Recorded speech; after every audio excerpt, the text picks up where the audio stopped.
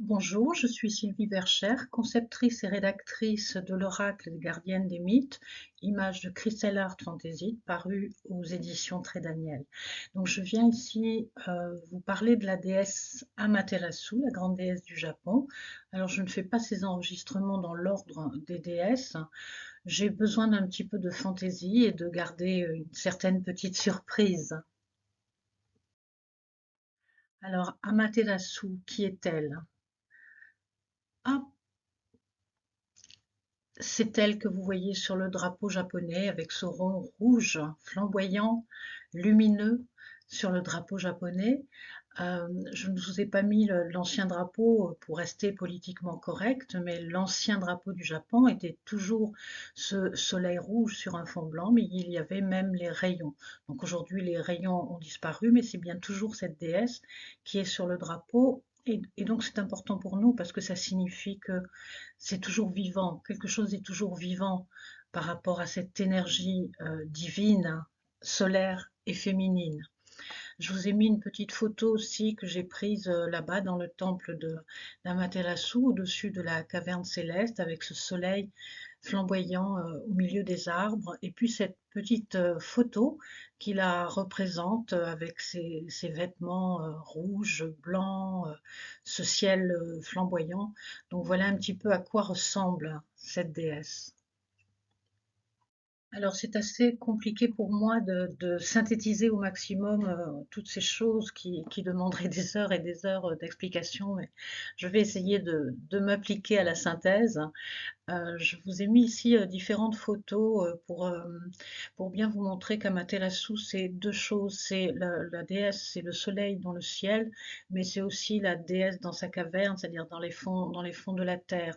Et le sanctuaire se présente vraiment de cette manière, c'est-à-dire que sur le mont, il y a différents temples qui sont au milieu des arbres, et ça, ce n'est absolument pas anodin. La majorité des temples que j'ai vus dédiés à Amaterasu sont au milieu des arbres, peut-être encore plus que tous les autres temples shinto. Ensuite, je vous ai mis la photo du miroir, du fameux miroir que l'on retrouve dans le mythe, mais ce miroir, on le retrouve partout dans les mythes sur la Terre, où il y a ces femmes qui se regardent dans le miroir. Il y a une notion de regard de l'intérieur de soi-même, de face à face avec soi-même, et donc de face à face avec l'âme. Les trois photos du dessous sont prises dans la caverne. Pour aller dans la caverne, il faut descendre dans les gorges. Il faut suivre un petit ruisseau qui est quasiment un torrent avec des jeux d'ombre et de lumière vraiment fantastiques. Et ce qui est très surprenant, c'est que tout le long du chemin et jusqu'à l'intérieur de la caverne, il y a tous ces petits tas de pierres qui sont faits par les pèlerins et on ne peut absolument pas y toucher, on n'a pas envie d'y toucher, c'est tellement empreint de paix, d'intériorité, d'attention, de spiritualité, que chacun fait son petit tas de pierres. Moi, j'ai fait mon petit tas de pierres, hein. Il y en a vraiment des milliers, des tout petits, des grands, c'est vraiment fantastique. L'endroit est vraiment très étrange, c'est vraiment très difficile à décrire, mais ici c'est vraiment pour vous signifier que Amaterasu, elle a vraiment ces deux pôles du féminin, c'est-à-dire le côté solaire dans le ciel, brillant, et elle a aussi ce passage par la caverne, par l'ombre, par la descente dans la terre. Et donc il y a ce va-et-vient, cette montée et cette descente que l'on retrouve dans la majorité des mythes.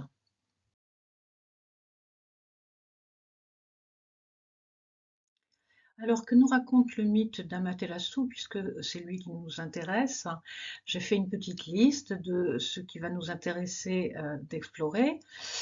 Tout d'abord, ça commence par la maltraitance du masculin sur le féminin, c'est-à-dire que son père, hein, Izanagi, lui donne le ciel, et donne la terre à son frère, Susanoo. Et son frère est jaloux, donc il va maltraiter sa sœur. Il va faire plusieurs choses pas très sympathiques. Déjà, il va détruire ses rizières. Ensuite, il va déféquer sur son trône. Et puis, il va basculer un cheval éventré sur elle, ce qui va la blesser sur les parties génitales. Donc ici, chaque détail compte. On voit que le féminin, il est attaqué, blessé dans toutes les parties de ses fonctions, c'est-à-dire la nourriture, le riz. Il va être humilié par le caca de Susano, et puis il va être blessé dans sa fonction féconde, génitrice, maternelle, par les parties génitales. Donc Amaterasu, dans cet état-là, qu'est-ce qu'elle fait? Elle va se cacher, s'enfermer dans la caverne, dont nous avons vu quelques photos tout à l'heure, et elle ne va plus vouloir en sortir. Et à ce moment-là, le monde devient stérile et les divinités sont très inquiètes. Cette histoire de monde qui devient stérile quand le féminin est absent, on le retrouve aussi dans de nombreux mythes tout autour de la Terre, et en particulier avec Déméter qui, quand elle a perdu sa fille, est folle de chagrin, et le monde est stérile. On le retrouve aussi dans le conte du Graal avec le roi pêcheur qui est blessé à l'entrejambe, etc. Donc il y a vraiment plein d'exemples. En Égypte aussi, on retrouve ces exemples-là. Dès que le féminin est absent, le monde devient stérile et absolument sans joie. Il n'y a plus de nourriture. Et les autres divinités sont très inquiètes, alors souvent elles se réunissent pour discuter, c'est le cas en Égypte, et donc c'est le cas ici avec Amaterasu, où il faut absolument que Amaterasu revienne, qu'est-ce qu'on peut faire? Et dans les actes qui sont mis en œuvre pour faire revenir Amaterasu, il y a une déesse qui s'appelle Uzume, dont nous reparlerons puisqu'une carte lui est dédiée, qui se met à danser. Alors elle danse sur une barque retournée, et ça ressemble un petit peu à un tambour, hein, puisqu'il y a cet écho qui va être produit par la barque retournée. Et puis la particularité aussi qu'elle a, c'est de relever ses jupes et de montrer son sexe. Donc ça, c'est une image qu'on retrouve aussi dans différents mythes avec différentes déesses, dont la fameuse Bobo, mais on sait que Isis aussi, il lui arrive de soulever ses jupes puisque nous avons une statue qui la représente ainsi. Euh, à ce moment-là, la déesse entend que tout le monde rigole, tout le monde s'esclave, elle se demande ce qui se passe, et les dieux, les kami, lui disent qu'ils ont trouvé quelqu'un, une femme beaucoup plus belle qu'elle, donc elle ne comprend pas trop, elle a envie de savoir, et elle dit qu'elle veut la voir. Et il va y avoir un dieu qui va ouvrir la porte, et on va lui présenter un miroir, et elle va se voir dans le miroir en fait. C'est ici qu'intervient le fameux miroir. Et à mesure qu'elle se penche pour regarder dans le miroir et se voir, il y a un dieu qui va ouvrir la porte et qui va poser ce qu'on appelle, alors je ne sais pas si c'est un ou une shimenawa, c'est-à-dire ces cordes tressées que l'on peut voir dans les sanctuaires shinto et qui délimitent des espaces sacrés. Ici, c'est pour s'assurer que la déesse ne retournera pas dans la caverne, qu'elle est définitivement revenue parmi les dieux. Et à ce moment-là, le monde est redevenu joyeux et prospère. Donc Amaterasu est remonté dans le ciel. C'est un mythe très archaïque, avec un schéma très archaïque, donc que l'on retrouve souvent. Et ce qui est vraiment très touchant au Japon, c'est que c'est encore vivant, c'est-à-dire que les gens sont encore très proches de ces croyances. Hein, on peut les voir aller dans les sanctuaires, comme je vous ai expliqué, faire les petits tas de pierres, mais on va voir qu'ils nous proposent encore des kagura, qui sont des danses particulières. Alors ces kaguras sont présentés comme des danses, mais ce ne sont pas vraiment des danses, ce sont plus des mimes, parce qu'il n'y a pas de paroles, il n'y a pas de chant. Le tout est accompagné de musique, essentiellement un tambour et une flûte. C'est très archaïque comme musique, et les acteurs vont mettre en scène les, le mythe, et on retrouve ça sur toute l'histoire mythologique et l'histoire humaine. On peut penser au théâtre grec, hein, qui rejouait comme ça des scènes mythiques. Ce n'est pas quelque chose pour simplement distraire les gens, c'est une scène qui nous permet de revoir et de réintégrer le schéma archétypal, de manière à y trouver aussi qu'est-ce que nous vivons par rapport à ça. Et donc c'est encore vivant au Japon. Ces kaguras sont présentés dans les temples, donc déjà, hein, c'est pas une salle de spectacle, même si à l'intérieur ça peut ressembler un petit peu. Bon, on est tous assis à la japonaise, donc pour nous c'est un petit peu compliqué. Et puis, bah, les scènes commencent. Alors je pense qu'à l'origine il y a entre 30 et 34 scènes qui sont possibles et ça peut durer toute la nuit. Moi, celles que j'ai vues, celles qui sont présentées en général pour les touristes, sont 4 scènes principales, donc que vous voyez ici. D'abord, il y a la danse de Kajikalao. C'est un dieu qui panique. En fait, il cherche à trouver où est caché Amaterasu, parce que le monde ne peut pas vivre sans elle. Ensuite, nous avons la danse d'Uzume, cette fameuse déesse qui danse sur la barque retournée et qui soulève ses jupes. Et donc c'est très rigolo parce que le prêtre Shinto qui présente le spectacle nous explique que ce sera beaucoup moins grivois que dans le mythe, c'est-à-dire que l'actrice ne relève pas ses jupes. Ensuite, nous avons la danse de Totori. C'est à ce moment-là qu'il y a un dieu qui va s'approcher de la caverne et qui va enlever la porte de pierre de la caverne pour que Amaterasu puisse se voir dans le miroir et sortir. Et pour terminer, nous avons la danse of Koshintai. Alors, je ne suis pas très sûre de ma prononciation, et ici, c'est très important pour nous de voir le sens de cette dernière scène, parce que je vous rappelle que ce sont des scènes mythiques, ce sont des scènes extraites du Kojiki, c'est-à-dire le livre sacré du Japon, donc on est dans le monde sacré, on est dans le monde des dieux. Or, la lise de l'histoire, hein, avec ces danses, c'est qu'une fois que la déesse est revenue et que tout est en place, que le cosmos est en place, ce qui se passe, c'est qu'il y a un dieu et une déesse qui sont Izanagi et Izanami, Izanami que l'on retrouvera sur une carte dans le jeu, qui sont heureux, c'est-à-dire ils vont faire des récoltes, ils vont avoir des paniers qui sont pleins de riz, ils vont avoir de quoi manger, ils vont boire aussi, ils vont s'inviter à boire, ils vont boire tous les deux, ils vont s'embrasser, ils vont s'enlacer. Donc ici on voit que le fin mot de l'histoire, c'est pas un état supérieur de sagesse tout seul en haut d'une montagne, hein. C'est pas juste une question d'esprit, c'est quelque chose d'incarné dans le quotidien, dans la terre et dans le vécu des êtres humains. Et ça, c'est vraiment une pensée très archaïque, très primitive, qui fait partie des croyances païennes et que l'on retrouve dans le Shinto, qui a des sources dont on ne connaît pas l'origine. Alors, nous voici maintenant avec la carte de l'oracle d'Amaterasu. Retrouvez le chemin de votre souveraineté. Nous pouvons voir cette femme japonaise, hein, avec ses cheveux noirs. Et la particularité, c'est qu'elle porte une ombre dorée sur les yeux. Donc, il y a bien le regard solaire, hein. Et puis, elle a ce cercle doré entouré de fleurissements, de fleurs et de verdure.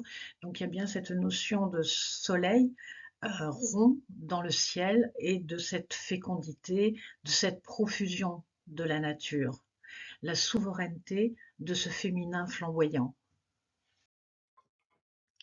Comment lire Amaterasu lorsqu'elle est tirée dans le jeu? Eh bien, si elle sort à la place de la carte 1, donc elle vous représente, ça indique que au moment où vous tirez les cartes, où vous vous questionnez par rapport à une situation, cette souveraineté solaire, hein, cette essence primitive et flamboyante de votre être, elle est là.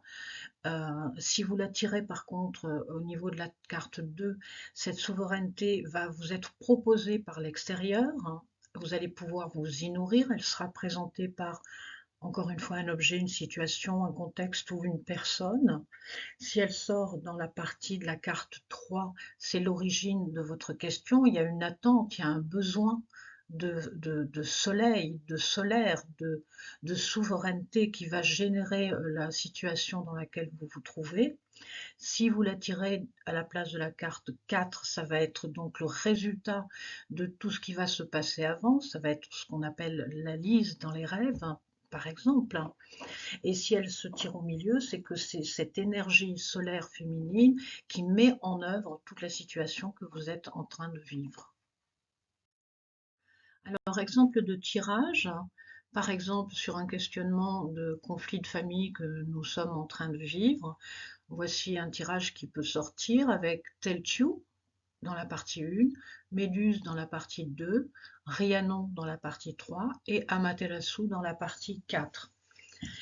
Telchu dans la partie 1, ça indique que vous avez donné beaucoup et tellement que vous en pouvez plus, vous êtes vraiment au maximum de la fatigue, c'est-à-dire que vous êtes symboliquement morte, puisque la déesse Telchu, c'est une déesse celte, c'est la mère du dieu Lugh, et c'est une déesse qui prodigue tout ce qui pousse dans la nature. Elle a fait pousser tout ce qu'il y a dans les champs et tous les trèfles d'Irlande, à tel point qu'elle y a laissé la vie, et son fils, donc Lugh, aux alentours du 1er août, au fait de Lughnasadh, va lui faire des funérailles de reine.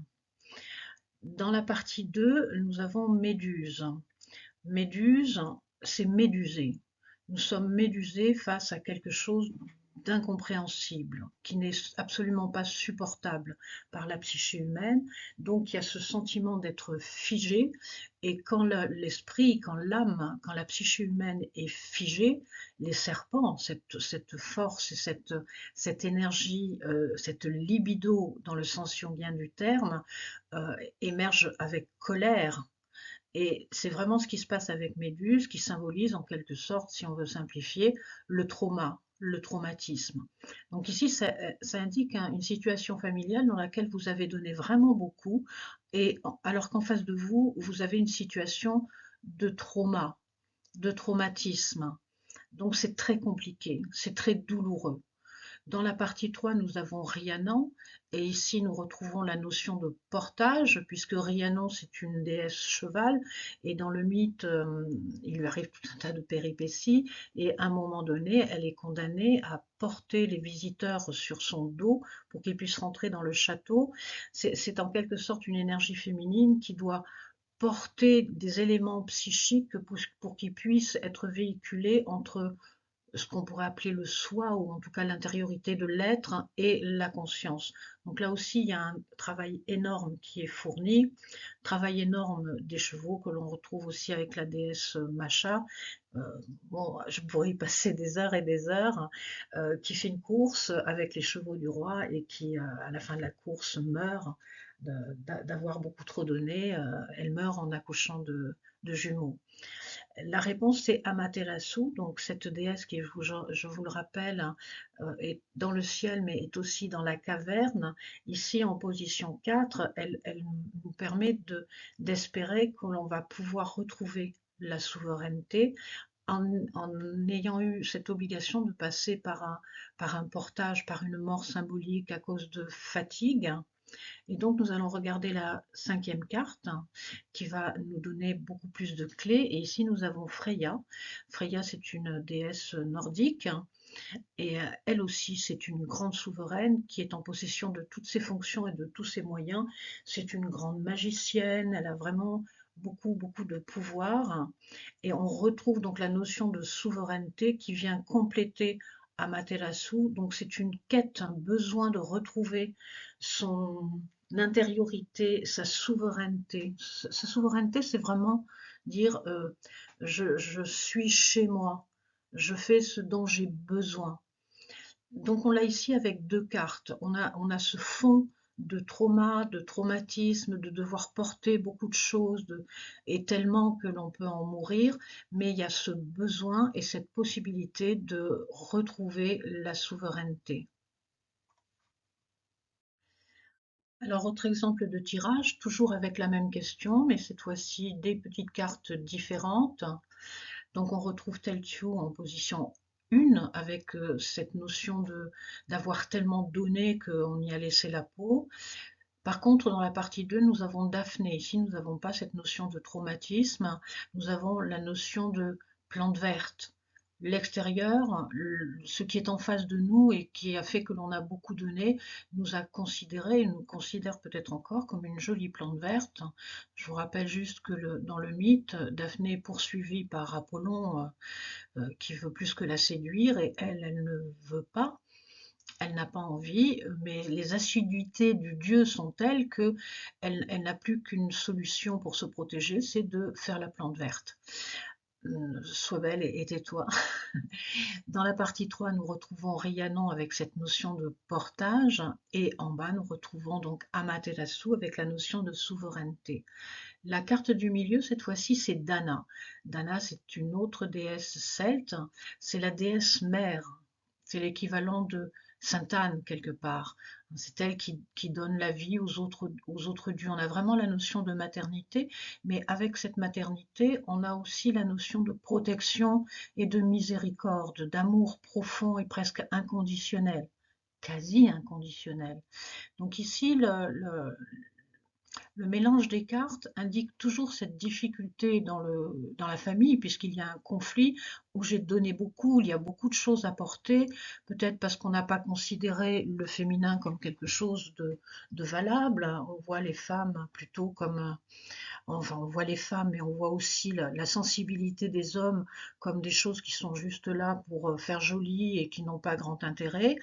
Mais il y a un besoin profond de retrouver la souveraineté. Ici, ça, c'est le besoin, il émerge de cet amour profond qui existe en soi-même, pour soi-même, avec la notion de miséricorde.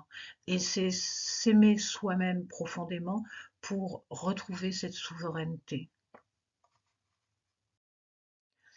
Voilà, c'est toujours un exercice difficile de synthétiser au maximum des mythes et des histoires et des symboles qui pourraient nous prendre des heures et des heures, voire pourquoi pas des jours, mais j'ai essayé de faire au mieux. J'espère que ça vous donne quelques idées, quelques pistes pour mieux comprendre comment fonctionnent les mythes, mieux comprendre comment fonctionne le jeu et mieux comprendre dans cette capsule comment comprendre et lire Amaterasu.